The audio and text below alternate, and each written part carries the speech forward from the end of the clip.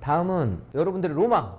일 안 해도 그냥 통장에 그냥 따박따박 월세가 꽂히면 좋겠다고 하는데, 그 월세 중에서 부자의 부동산, 상가 투자로 좀 월세를 잘 만들 수 있는 법. 여러분들 요즘 보면 상가도 공실이 많이 나온다고 하잖아요. 좋은 상가를 골라내는 기준을 갖고 있다고 하면, 즉 옥석을 가려낼 수 있는 기준이 있다고 하면 여러분들 상가로도 얼마든지 좋은 성과 만들어낼 수 있습니다. 우리 행복재테크 상가 전문가 레노님을 큰 박수로 모시겠습니다. 박수! 안녕하세요. 반갑습니다. 행복재테크에서 상가투자반과 상가임장 스터디를 강의하고 있는 레노라고 합니다. 예, 반갑습니다. 자, 그래서 오늘의 제목은 평생 월급 만드는 상가 투자 방법, 여러분들께 소개를 해드릴 겁니다. 자, 첫 번째 사례, 단지 내 상가에서 평생 월급 받는 사례. 아파트 이제 사는 사람들이 이제 보통 통칭해서 그냥 배우 세대라고 하겠습니다. 배우 세대 사는 사람들이 출퇴근이라든지 학교나 외출을 할 때 자차를 제외하고 나머지 분들은 다 대중교통을 이용하게 되어 있습니다. 아, 네네. 그래서 그분들이 어디로 가는지 예상 동선을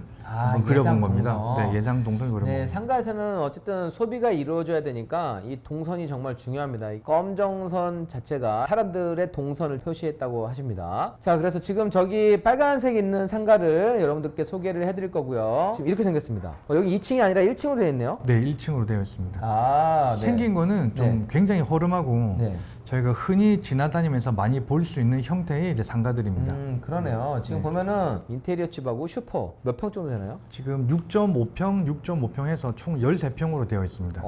이렇게 두 가구에 되는데 13평밖에 안 돼요? 네네. 이거는 그러면 그걸로 인해서 지금 매매 가격이 그렇게 높지는 않겠네요. 네, 그렇죠.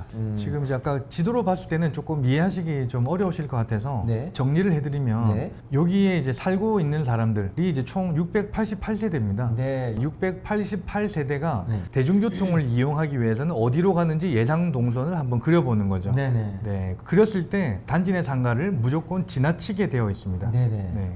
이 상가를 무조건 이 688세대가 여기를 지나가야 된다, 무조건. 네, 맞습니다. 지금 13평 상가인데 이거를 4억 원에 매입을 했습니다. 4억 원. 원래 매입할 당시 임대 조건은 얼마였나요? 한 170만 원 정도였습니다. 매입할 당시에는 지금 저 13평 다 더한 거죠? 합해서 네, 합해서 170만 170만 원이었는데 이게 지금 매입한 다음에 330만 원. 네. 그다음에 이자가 지금 119만 원이니까. 네, 5.5% 기준으로 이제 119만 원입니다. 네. 그래서 수익 금액이 9천만 원. 순수익이 210만 원이 됐다는 겁니다. 지금 330만 원이면 대략 매매 가격이 한 어느 정도 나오죠? 지금 현재 이제 거래되고 있는 가격으로 봤을 때는 네네. 뭐 싸게 팔면 보수적으로 팔아도 한 6, 7억 정도는 매도가 가능할 것 같습니다. 그러니까 이게 매매 가격이 지금 월세가 이만큼이 오르면 매매 가격도 지금 4억 원에서 지금 6억에서 7억 원. 이게 상가 같은 경우는 수익형 부동산이기 때문에 13평 이게 중요한 게 아니에요. 여기서 월세를 얼마 받느냐가 중요한 건데 330만 원으로 월세가 올랐을 때는 대략 1층 상가니까 매매 가격이 6억에서 7억 정도 된다고 하십니다. 여기 그러면 지금 궁금한 거는 업종은 뭘로 바뀌었나요? 지금 편의점으로 들어와 있습니다. 편의점. 네. 편의점에서 그럼 13평을 다 쓰는 거예요? 네, 맞습니다. 그렇구나. 기존에는 이제 인테리어하고 슈퍼 두 개 합쳐서 170만 원이었는데 네네. 이거를 일반 매매로 매입을 하고 나서 임차인을 내보내고 새로운 업종을 집어넣고 나서 임대료가 2배까지 이제 늘어버린 거죠. 또 혹시나 오해하시는 분들이 아니 기존 임차인이 원래 시세가 딱 170만 원인데 330만 원으로 너무 과도하게 올린 거 아니야? 라고 또 오해하실 수가 있습니다. 근데 그게 절대 아니라 단지 내 상가 특징이 임차인들이 한 번 들어오면 나가질 않습니다. 그래서 이 시세가 1년 전, 2년 전 시세가 아니라 10년이나 20년 전의 임대 시세를 그대로 유지를 하고 있는 거고 330만 원은 현재 시세를 그대로 적용을 시킨 거라고 이해를 하시면 됩니다. 그리고 이제 이 물건 투자를 하신 분은 이제 모든 부동산 뭐 주택이나 아파트나 이런 빌라 같은 거래를 단 한 번도 한 적이 없고 처음으로 이제 상가를 상임세를 듣고 저랑 이제 상담을 해서 첫 매물을 이제 상가로 매입하셔가지고 저렇게 큰 수익을 내셨던 분인 거죠. 부동산조차도 한 번도 투자해 본 적이 없는 분이시래요. 그분이 지금 상가 투자반 듣고 상가 임장 스터디를 듣고 나서 우리 강사님들께 코칭권이라고 하는 거를 사용할 수가 있거든요. 그걸 가지고 상담을 받으시고 매입하셨다고 합니다. 그래서 또 자극 받으시라고 좋은 사례이기 때문에 소개를 해드렸습니다.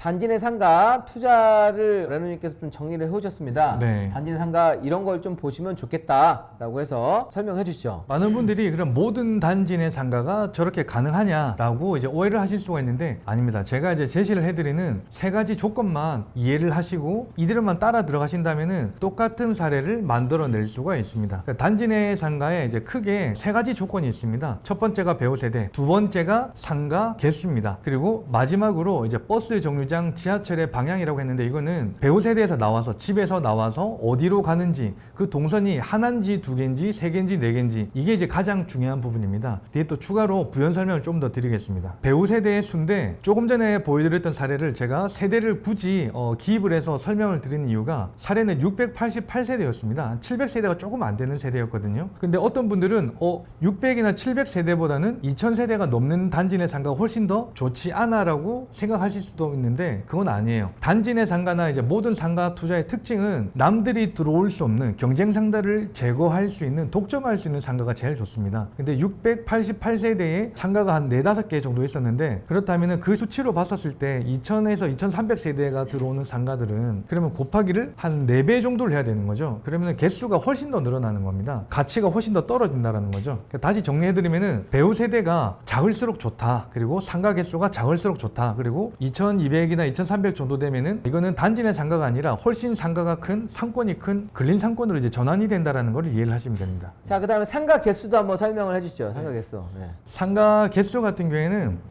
사실은 이제 제가 추천하는 거는 한 3개에서 4개가 가장 적절하다고 말씀을 드립니다. 이게 세대수가 한 500에서 900세대 정도. 그러니까 1000세대 넘어가면은 상권이 형성될 가능성이 높아요. 물론 이제 그 상권 자체가 활발하지 않겠지만 남들이 들어오지 못하는 중간한 개수가 단지 내 상가 투자할 때는 좋은 상가고 배우 세대가 이제 500에서 900세대 정도고 그다음 상가 개수는 4개에서 5개 정도가 가장 적절합니다. 또 여기서 이제 의문점이 나오는 게 그러면은 왜 4개에서 5개 정도냐라고 좀 생각하실 수가 있는데 4개 정도라고 가정을 했었을 때 조금 전에 보여드렸던 사례처럼 1개에서 2개 정도는 뭐 슈퍼라든지 편의점이 들어올 수가 있습니다. 그럼 나머지 2개는 부동산이 들어올 가능성이 높습니다. 네, 그렇죠. 예, 그 외에는 뭐 기타 이제 업종들 이 들어올 수도 있지만은 저희가 투자자 입장에서는 많이 들어올 수 있는 상가보다 많이 들어오지 못하고 극히 제한된 개수가 저희 투자자 입장에서는 그 가치를 이제 극대화시킬 수가 있다라는 겁니다. 네, 좋습니다.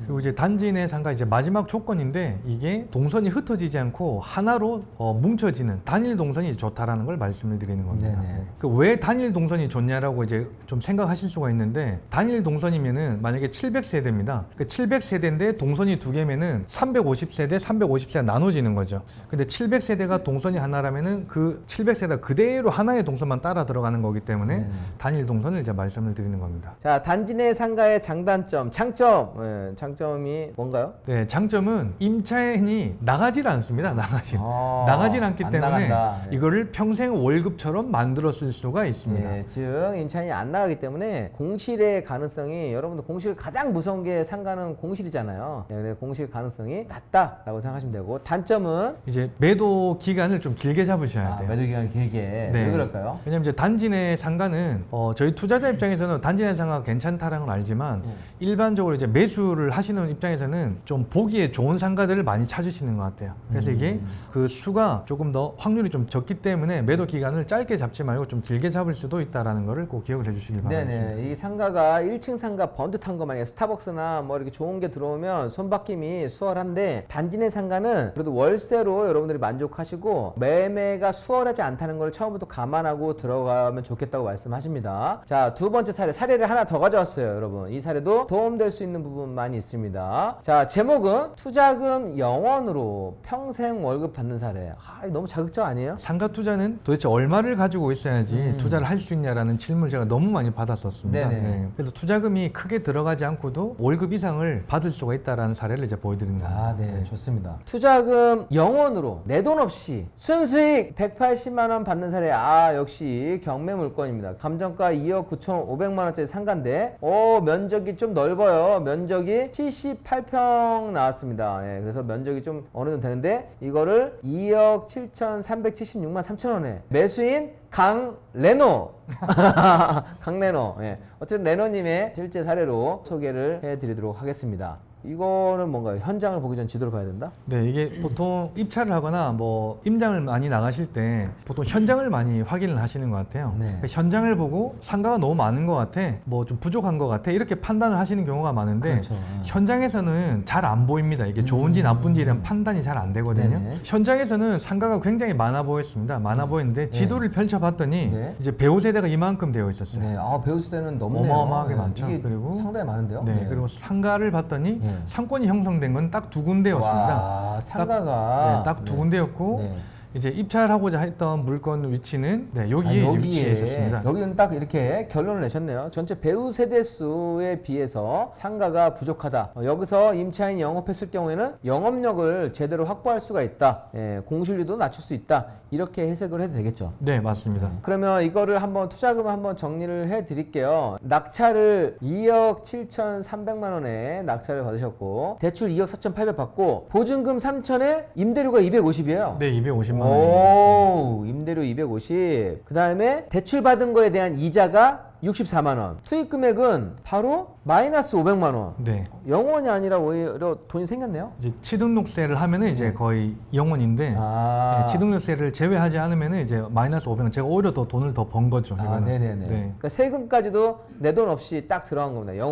영원으로. 이게 순수익이 얼마 생겼냐? 예, 순수익이 186만 원. 지금 이제 이자가 조금 올라서 네. 한번 더 클릭해 보시면 네. 아, 이자가 오른 것까지 너무 솔직한 이 쇼 아닙니까? 이 송삼장 쇼? 오, 이자가 올랐네요. 네. 110만 원. 네, 110만 원 올랐고 네. 그래서 수익이 140만 원. 네. 그래도 괜찮아요. 이게 그렇죠, 네. 그래도 내 돈이 안 들어가고 140만 원 받는다고 하는 거는 상당히 괜찮은 수익이고 또 불황 시기에도 공시 없이 가고 있다고 하니까 좋은 것 같습니다. 자, 그런데 이거는 한 가지 스킬이 있습니다. 한 가지 스킬. 여러분들이 아마 상가를 투자를 하실 때 가장 두려워하는 게 공실일 거예요. 내가 잘 샀는데 아무도 안 들어오면 어떡하죠? 그래서 내가 관리비만 내고 이자만 내면 어떡하죠? 그거를 오히려 더 적극적으로 내가 여기에 뭘 넣으면 좋겠다, 뭘 하면 좋겠다, 이거를 레노님께서 생각해서 상가를 아예 세팅을 한 겁니다.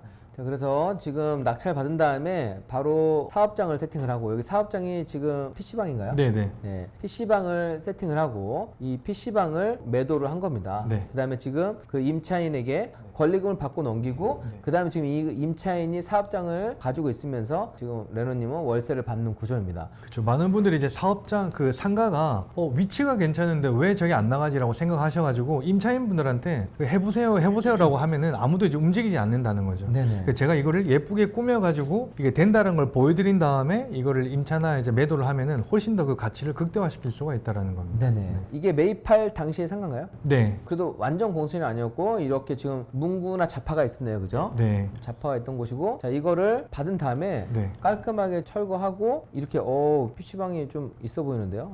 네. 많은 분들이 조금 두려워하셨던 게 2층, 3층하고 연결이 되어 있습니다. 근데 경매 물건 자체는 3층 하나밖에 안 나왔기 때문에 네네. 저 다리를 어떻게 없애고 어떻게 또 설득을 할 것이며 공사를 어떻게 할 건가에 대해서 상당히 좀 고민을 많이 하셨을 것 같아요. 네. 그러니까 저는 저걸 공사 비용을 확인했더니 제가 한 500만 원 이하는 충분히 공사가 가능하다는 얘기를 그래요? 듣고 네. 오. 그 얘기를 듣고 저는 이제 낙찰을 비용을 이제 보태서 낙찰을 받았던 물건입니다. 네네. 자, 좋습니다. 여러분들 짧은 시간이기 때문에 오늘 레노님 상가 2개로 소개를 해드렸고요. 레노님 블로그도 있고 레노님 칼럼도 읽어보시면 도움 많이 되실 겁니다. 마지막으로 상가에 대해서 한 말씀 해주세요. 상가 투자를 꿈꾸시는 분들께. 상가를 너무 어렵게 이제 생각하시지 마시고 네. 상가는 누구나 다 접근이 가능하다라고 생각을 하시면 되는 거고, 또 어떤 분들은 난 아파트 다음에 빌라 다음에 그 다음 상가로 가야지라고 생각하시는 분이 계신데 그럴 필요 없이 뭐 돈이 되는 거는 상가면은 상가 먼저 하시면 되고 또 아파트가 돈이 되면 아파트 먼저 하시면 됩니다. 어떤 게 우선순위를 두지 마시고 첫 투자를 상가에서도 할 수가 있다는 걸 꼭 기억을 해주시길 바라겠습니다.